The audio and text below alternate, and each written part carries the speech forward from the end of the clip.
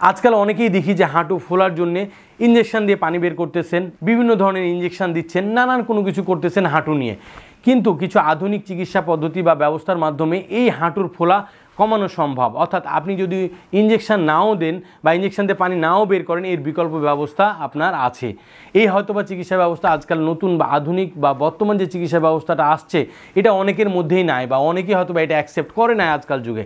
যার কারণে করতেছে কি, অনেকেই হয়তোবা এই ইঞ্জেকশন দিয়ে পানি বের করে ফেলতেছে। যখন আপনি ইঞ্জেকশন দিয়ে পানিটা বের করছেন, আপনার এই যে হাঁটুতে সাইনোভিয়াল ফ্লুইড আছে, অর্থাৎ লিকুইড আছে, অর্থাৎ একটা আঠালো পদার্থ আছে, যেটা হচ্ছে আপনার দেখবেন যে মাংস কাটার সময় বা গরুর পা কাটার সময় বা খাসির দেখবেন যে আঠালোর পদার্থটা পড়ে যাচ্ছে এরকম সাদা একটা, এটাকে বলি আমরা সাইনোভিয়াল ফ্লুইড বা সাইনোভিয়াল মেমব্রেন। ঘষা খাওয়ার ফলে দেখা যাচ্ছে যে এটার উৎপাদন হয় এবং সাইনোভিয়াল ফ্লুইডটা আপনার নষ্ট হয়ে যাচ্ছে কোনো কারণে, বা আপনি যখন ইঞ্জেকশন দিয়ে পানিটা বের করছেন তখন দেখা যাচ্ছে যে ইঞ্জেকশনের সাথে সাথে আপনার এই সাইনোভিয়াল ফ্লুইডও চলে যাচ্ছে।